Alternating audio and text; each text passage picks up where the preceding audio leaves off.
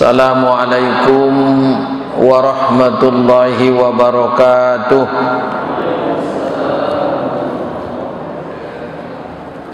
Alhamdulillahi rabbil alamin, wal aqibatu lil muttaqin, wala udwana illa 'alal zalimin. Wa salawatullahi wa salamuhu ala sayyidina Muhammad wa ala alihi wa sahbihi ajma'in. Amma ba'du. Qala Allah ta'ala, a'udzu billahi minasy syaithanir rajim. Wa anibu ila rabbikum wa aslimu lahu min qabli an ya'tiyakumul 'adzabu thumma la tunsarun. Wattabi'u ahsana ma unzila ilaikum min rabbikum min qabli an ya'tiyakumul 'adzabu baghtatan wa antum la tash'urun. Shadaqallahul azim. Bapak Ibu hadirin dan hadirat jamaah salat maghrib yang berbahagia, kembali kita sampaikan segala puji dan syukur kehadirat Allah Subhanahu wa ta'ala atas nikmatnya yang tidak terhingga. Alhamdulillah, malam ini kita masih diberikan umur serta dengan kesehatan dan kekuatan sehingga kita dapat hadir di majlis ini seperti biasa. Salawat dan salam kita sampaikan kepada Nabi kita Muhammad sallallahu alaihi wasallam. Mudah-mudahan kita termasuk orang-orang yang bersungguh-sungguh mengikuti sunnah Rasulullah, sunnah-sunnahnya, dan semoga nanti kita mendapat syafaatnya di yaumil mahsyar. Allahumma salli wa sallim alaihi. Hadirin dan hadirat yang kami muliakan, untuk mengawali kajian atau bahasan kita pada malam ini, beberapa ayat akan dibacakan dan mari kita simak.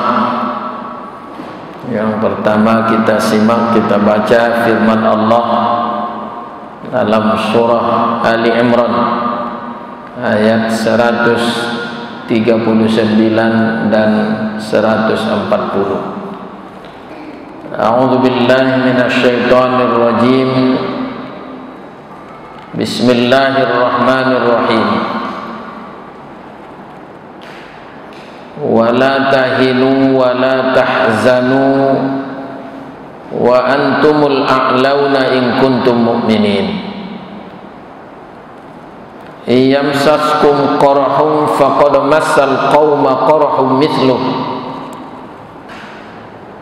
wa tilkal ayyamu nudawiluha bainan nas wa liya'lamallahu alladhina amanu wa yattakhidha minkum syuhada wallahu la yuhibbul zalimin. Artinya, dan janganlah kamu lemah, dan janganlah kamu bersedih, karena sesungguhnya kamu adalah orang yang mulia bila kamu benar-benar beriman. Bila kamu sakit, luka, maka sesungguhnya mereka juga sakit dan luka seperti kamu juga. Demikianlah kami buat bergantian hari-hari itu di antara manusia, supaya Allah mengetahui siapa yang benar-benar beriman, dan supaya Allah memilih di antara kamu orang-orang yang syahid dan sesungguhnya Allah tidak menyukai orang-orang yang zalim. Hadirin dan hadirat yang dimuliakan Allah, ayat-ayat ini dan banyak ya ayat-ayat seperti ini disebutkan oleh mufassir namanya ayat takziah dan ayat tasliyah. Hadhil ayah takziyatun wa tasliyatun lil mazlum wa wa'idun lil zalim.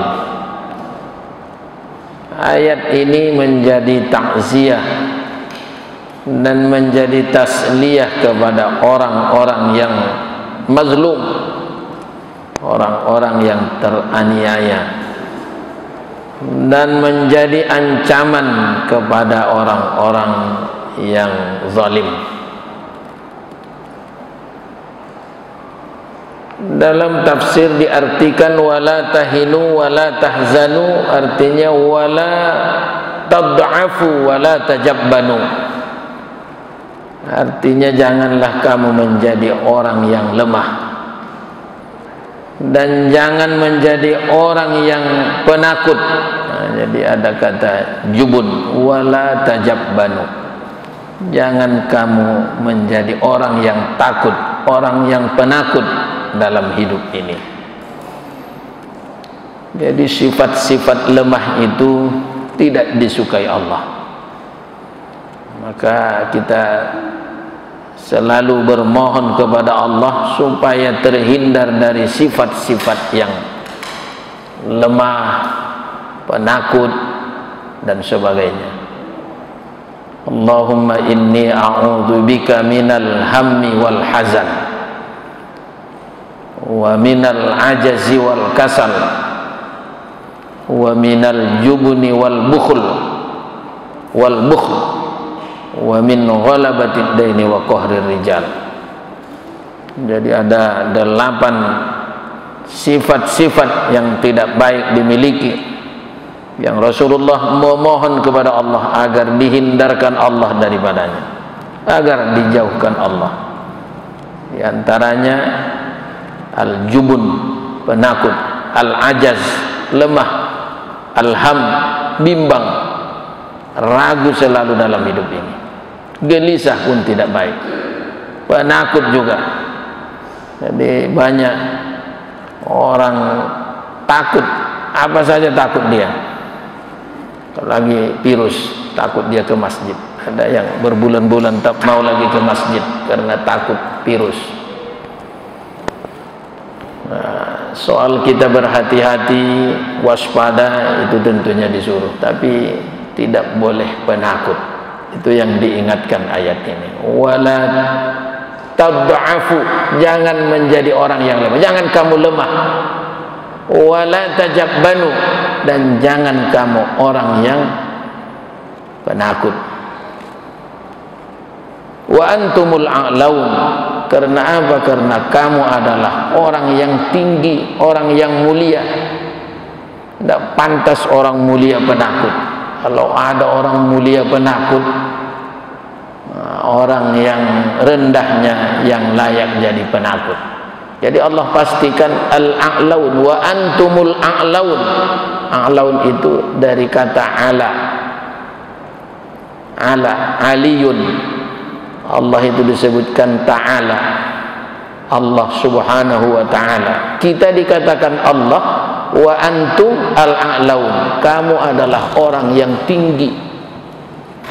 In kuntum mu'minin, kalau kamu benar-benar orang yang beriman. Kemudian Allah katakan iyamsaskum qarhum faqad massal qauma qarhum mithluh, kalau kamu ditimpa oleh kesulitan, qarh itu artinya luka, kalau kamu luka, faqad massal qauma qarhum mithluh, maka ketahuilah kaum itu juga luka. Ini ada sebabun nuzulnya, atau sababun nuzul ayat ini ada. Ketika sudah selesai perang Uhud, banyak yang menjadi lemah semangat umat, menjadi ketakutan. Maka Allah katakan, kalau kamu sekarang luka, kalau kamu sekarang sakit, ada yang tewas, maka ketahuilah kaum itu juga, mereka juga sudah duluan luka di perang Badar.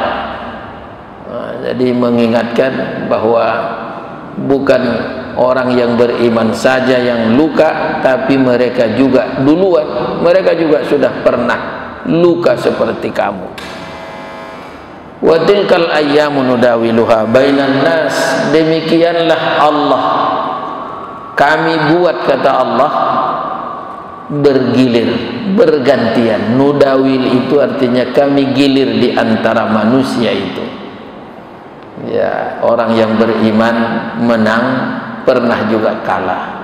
Orang kafir pernah kalah, tapi pernah juga menang. Jadi begitu makna ini. Watilkal ayyam, begitulah hari-hari itu, keadaan itu, nudawiluha bainan nas, kami buat silih berganti di antara manusia. Tujuan Allah ada, waliya'lamallahu alladhina amanu, supaya Allah melihat, mengetahui siapa yang benar-benar beriman.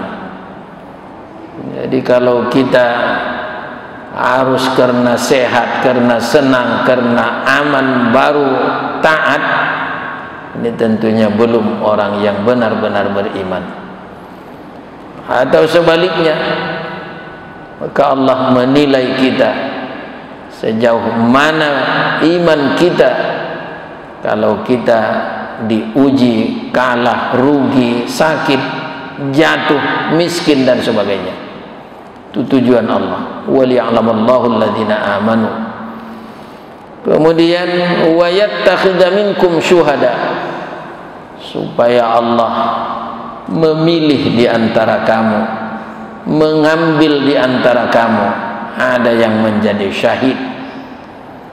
Jadi karena ini konteksnya berjihad di jalan Allah, ya, kalau ada yang gugur, ada yang syahid, itu berarti Allah telah memberikan, ya, satu anugerah besar kepada mereka dengan gelar syahid. Jadi Allah sebetulnya ingin memberi hadiah yang besar kepada sebahagian dari orang-orang yang beriman. Yang ketiga, Allah katakan wallahu la yuhibbuz zalimin. Ini juga memastikan ke kita bahwa walaupun ada orang-orang yang kelihatan dia mendapatkan keuntungan, dia mendapatkan keberhasilan, maju ekonominya, sukses dia dalam hidupnya, tapi jangan anggap Allah suka kepadanya. Jangan ada pemikiran Allah menyukai dia. Allah pastikan la yuhibbuz zalimin, Allah tidak pernah suka kepada orang-orang zalim. Kalau dia orang yang zalim, bagaimanapun dia kelihatan berhasil, tapi pasti Allah tidak suka kepadanya. Hadirin dan hadirat yang dimuliakan Allah. Kemudian yang kedua, kita lihat dalam ayat 104 surah An-Nisa, Allah katakan wala tahinu fi ibtigha'il qaum in takunu ta'lamuna fa innahum ya'lamun kama ta'lamun wa tarjuna minallahi ma la yarjun wa kana Allahu aliman hakima. Artinya, dan janganlah kamu berhenti, jangan kamu merasa lelah untuk mengejar untuk melawan kaum itu. Kalau makna ibtigha mendapatkan, tapi kita maknai di sini untuk melawan orang-orang jahat. Jangan pernah lemah, jangan pernah berhenti memberikan perlawanan kepada orang-orang yang jahat. In takunu ta'lamuna fa innahum ya'lamun.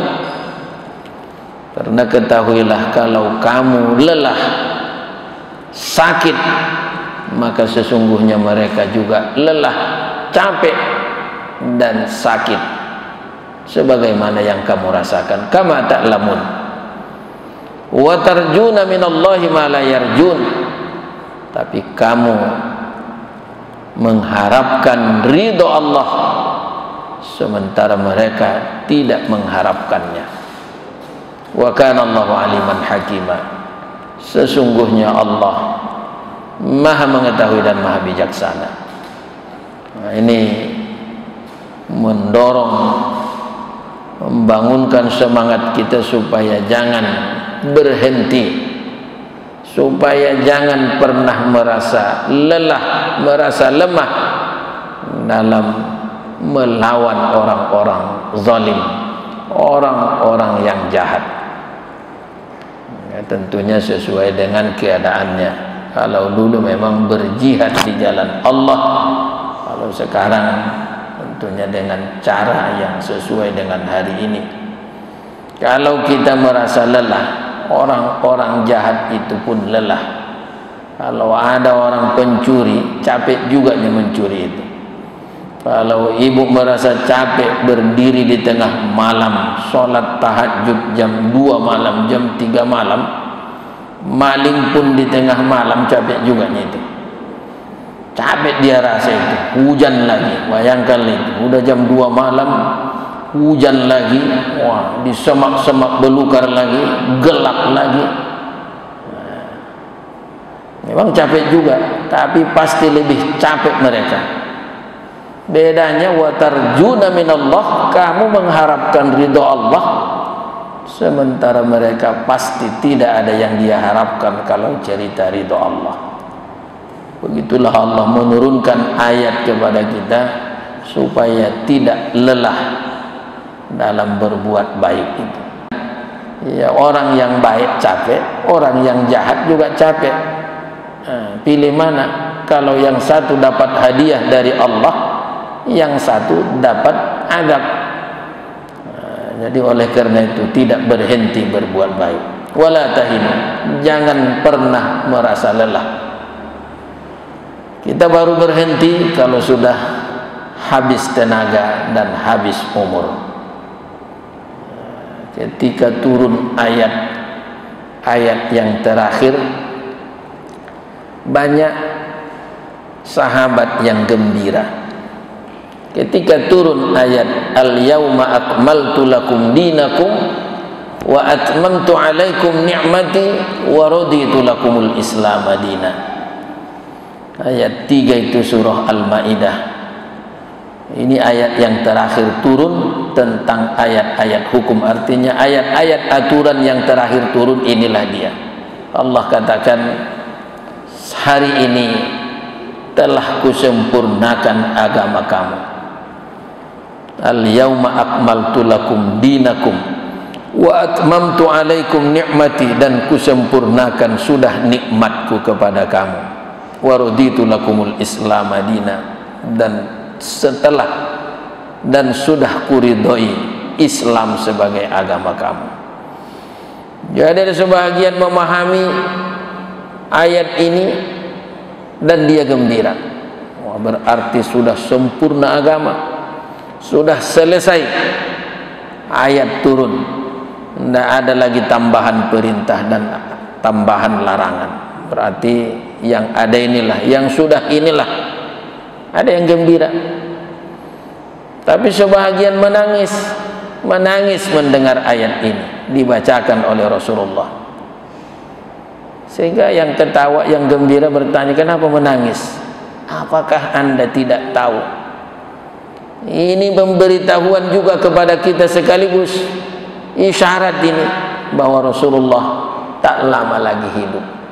Karena kalau sudah selesai tugas berarti tidak lagi berlama-lama hidup. Kitanya sudah pensiun, masih ada yang 5 tahun lagi, 10 tahun lagi. Nabi nggak ada pensiun.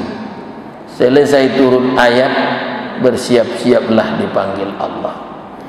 Maka kita pun maunya begitu.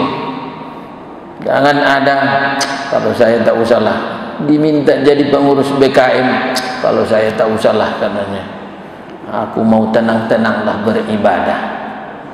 Ya tidak tahu di sini juga beribadah, mengurus masjid ini pun beribadah, mengurus STM pun ibadah itu. Jadi jangan dianggap kalau sujud saja, berzikir saja itu lebih baik. Kita ini tidak ada istirahatnya. Istirahatnya kalau sudah matilah. Wa ja'alil mauta rahatan lana. Ya Allah, jadikanlah kematian menjadi istirahat bagi kami ya dari kejahatan. Jadi selama hidup kita dipacu, dimotivasi supaya terus berbuat baik. Fa idza faraghta fansab. Kalau sudah selesai, bangkitlah untuk bersiaplah untuk mengerjakan yang lain. Banyak saya lihat kalau sudah banyak duitnya, udah dia pejabat berangkat haji, ditawari nanti jadi karu, wah saya tidak maulah, saya mau senang-senang beribadah katanya, saya nggak mau diganggu beribadah katanya. Jadi banyak yang tak mau ya menambah ibadah yang justru lebih baik daripada sekedar ibadah pribadi. Jadi ibadah yang paling besar nilainya adalah ibadah yang lebih luas manfaat ibadah kita itu. Sudah ada kita kaji, ada aulawiyatul amal, ada amal-amal yang lebih utama, banyak pertimbangannya. Ada amal itu besar manfaatnya, ada juga amal itu luas manfaatnya, ada amal itu lama manfaatnya. Jadi semua itu menjadi pertimbangan ya, pertimbangan dalam memilih amal. Kalau ada amal itu luas jangkauannya, kerjakanlah itu, pilihlah itu dibanding ada amal sedikit ya jangkauannya. Ada juga amal itu bisa lebih lama tahannya, itu wakaf lah itu. Jadi bisa saja nanti sama-sama 10 jutanya biayanya, yang satu habis karena dia belikan kepada nasi kotak 1000 kotak umpamanya, atau 500 kotak kali 20.000, 10 juta. Yang satu dibelikannya kepada lampu, bisa bertahan 1 tahun 2 hari. Dia pun dibuatnya 2 hari supaya tidak jadi ada garansinya itu diganti. Buatnya sampai tanggal 7 Februari, tanggal 8 putus, mau ditukar, udah lewat katanya, tidak bisa lagi kan begitu. Dia pun sudah tahu itu tahannya hanya 1 tahun, 1 tahun 3 hari. Hadirin yang dimuliakan Allah. Jadi yang satu habis 2 jam, besok sudah berubah nasi yang dia makan itu. Tapi ini sampai 300 hari tahan, luas lagi dan sebagainya. Jadi begitu juga, maka di dalam Al-Quran dijawab Allah, orang yang ya, menganggap amalnya lebih baik daripada amal yang lain. Itu ada ayat 19 itu ya, surah At-Taubah, aja'altum siqayatal hajj wa imaratal masjidil haram kaman amana billahi wal yaumil akhir wa jahada fi sabilillah la yastawuna indallah. Apakah kamu mengira orang yang memberikan minum jamaah haji, orang yang mengurus, membersihkan, memakmurkan Masjidil Haram itu sama dengan orang yang beriman dan berjihad di jalan Allah, la yastawun, kata Allah, itu tidak sama. Padahal ini sudah dianggap luar biasa. Memberi minum jamaah haji itu luar biasa, itu nilainya itu. Mengurus Masjidil Haram, memakmurkan masjid, luar biasa. Tapi jangan disamakan dengan amal yang lebih baik lagi, yaitu beriman kepada Allah dan berjihad di jalan Allah. La yastawun, kata Allah, itu tidak sama. Begitulah yang lainnya. Jangan dianggap kalau sudah diganggu dia beribadah, tapi tak peduli dengan orang lain, ada yang haus, ada yang kelaparan, tak peduli dia, dianggapnya itu lebih baik. La yastawuna indallah, mereka itu tidak akan sama di sisi Allah. Itu disebutkan Allah supaya kita jangan menyamakan yang tidak sama, jangan dianggap sama satu ibadah dengan ibadah yang lain. Ya, walaupun bukan tanggung nilainya itu siqayatul hajj, memberikan minum jamaah haji. Ya, ada sebagian tak mau pula lagi dia. Jadi ada saya jumpa dengan seorang bupati, aku Ustaz tak pernah menyangka saya jadi bupati, katanya. Tapi mungkin aku dulu cepat haji, katanya. Masih muda aku sudah haji, katanya. Aku tak banyak ayat yang hafal, aku zikir pun tak banyak, tapi saya sangat bersemangat, sangat suka membagi-bagi minuman, membagi makanan kepada jamaah haji. Aku masih muda, katanya. Jadi saya bilang, mungkin itulah fadilahnya itu, aku bilang, dapat bupati, aku bilang. Jadi bapak-bapak dan ibu-ibu, kajiannya ibadah itu jangan dipersempit dan jangan dibatasi. Aku sampai di sinilah, aku ini sajalah, jangan diganggu aku, tak usah ikut ke yang lain. Sepanjang kita pantas melakukannya, apalagi kita masih sangat mampu melakukannya, yang lebih banyak, yang lebih besar, maka ya, jangan dibatasi kebaikan-kebaikan itu, dan jangan berhenti. Berhentinya seperti tadi, sebahagian sahabat itu menangis karena mereka sadar, mereka faham bahwa seorang Rasul dan Nabi itu kalau sudah selesai tugasnya, dia akan dipanggil Allah. Benar, Rasulullah setelah menerima ayat al-yauma akmaltu lakum dinakum itu, ketika wukuf di Arafah, maka beberapa bulan berikutnya, ya, tanggal berapa itu ya, bulan Rabiul Awal, beliau dipanggil Allah. Berarti tidak sampai lagi tiga bulan lagi beliau wafat. Hadirin dan hadirat yang dimuliakan Allah,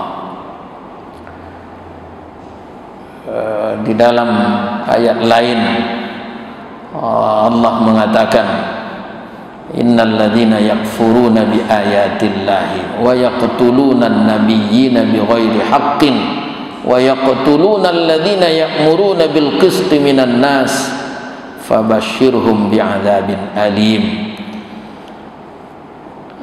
Ayat 21 surah Ali Imran. Sesungguhnya orang-orang yang kafir kepada ayat-ayat Allah dan mereka membunuh para nabi tanpa ada alasan yang benar, dan mereka membunuh orang-orang yang menegakkan keadilan daripada manusia, artinya manusia yang menegakkan keadilan mereka bunuh, maka berilah kabar gembira kepada mereka dengan azab yang sangat pedih. Ini kita baca, kenapa kita kaitkan ada pula pembunuhan dengan yang tadi. Kita disuruh untuk tidak pernah berhenti berbuat baik, tidak pernah merasa lemah dan berduka cita. Allah katakan dalam ayat ini bahwa dulu para nabi itu pun tidak lepas daripada masalah-masalah, bahkan ada yang dibunuh para nabi itu. Jadi hidup ini tidak selalu ya merasa aman, atau dibuat aman dan nyaman oleh Allah. Saya pernah mencari di dalam beberapa kitab berapa banyak nabi itu yang terbunuh. Tidak saya jumpai sampai sekarang. Cuma ada saya lihat di Google berapa kira-kira.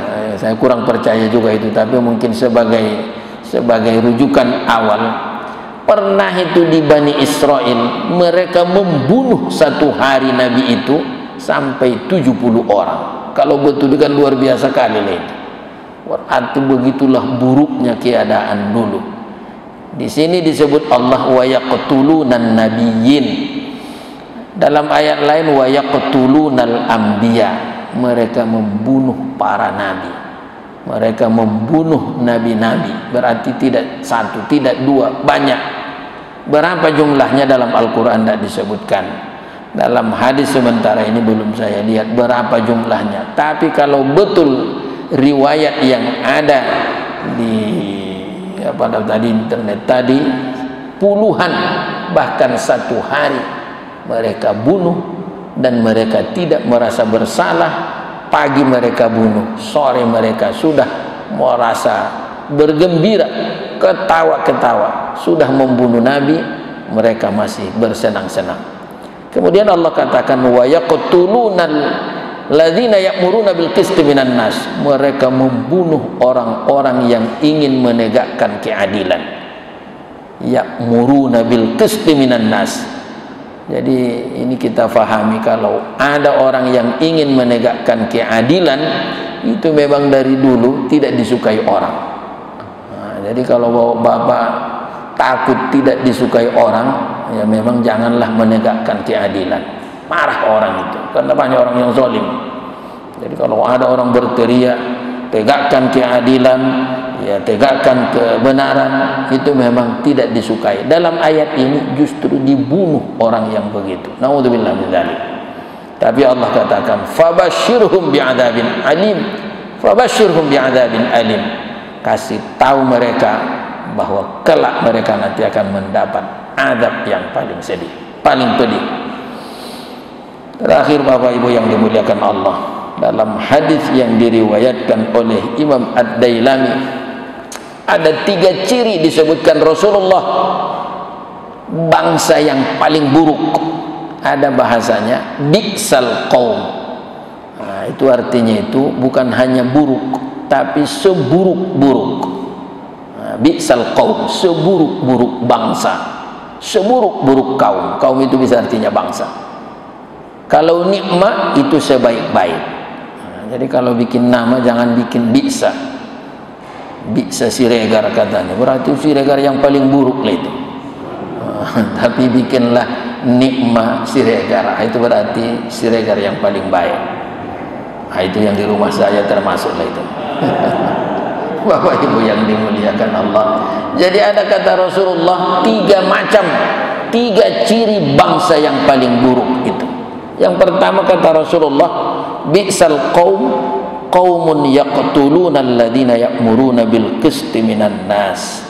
Seburuk-buruk kaum, seburuk-buruk bangsa adalah bangsa yang memerangi atau membungkam orang-orang yang menegakkan keadilan. Jadi itu ciri bangsa yang buruk itu. Tidak boleh ada hidup, tidak boleh ada orang yang ingin menegakkan keadilan. Yang kedua kata Rasulullah, bi'sal qaum qaumul la ya'muruna bil ma'ruf wa la yanhauna 'anil munkar. Seburuk-buruk kaum adalah kaum yang tidak menegakkan amar ma'ruf dan nahi mungkar. Jadi kalau ada masyarakat atau bangsa yang tidak tegak lagi amar ma'ruf nahi mungkar, itu sudah menjadi bi'sal qaum. Bukan hanya buruk, seburuk-buruk kaum.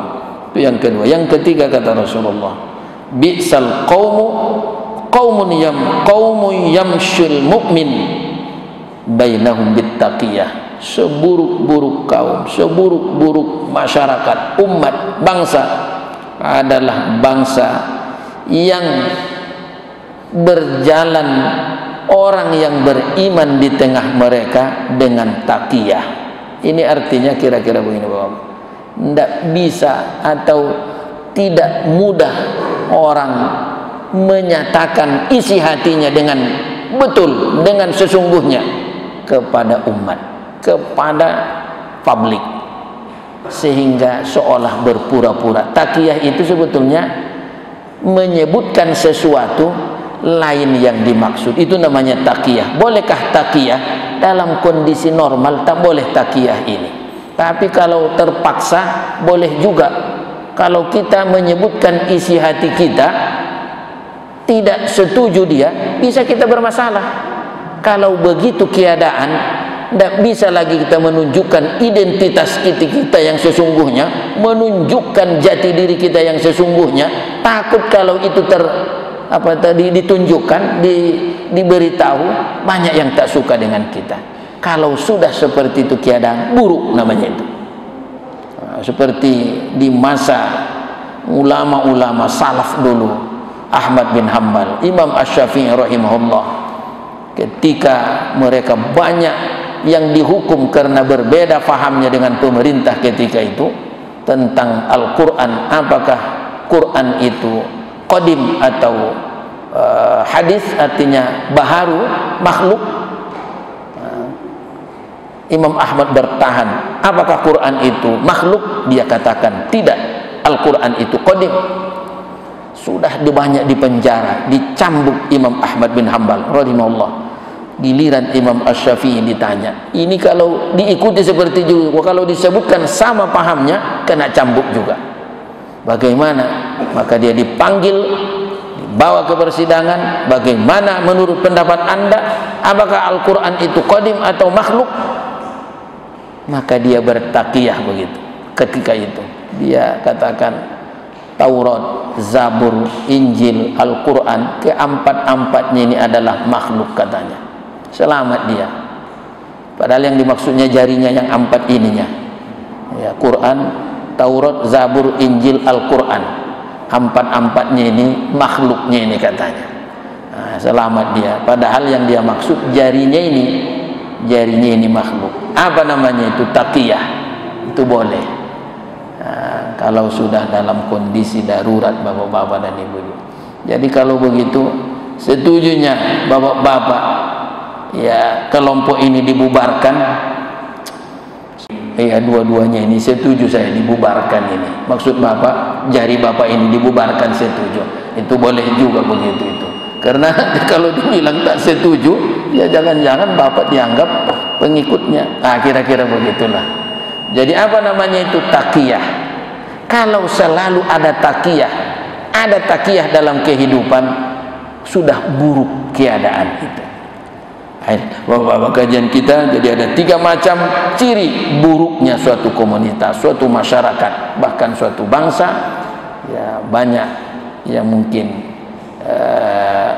atau katakanlah mungkin pada saat ini sudah ada kita lihat hari ini, ya, maka ya kita tentunya waspadalah dalam hidup ini.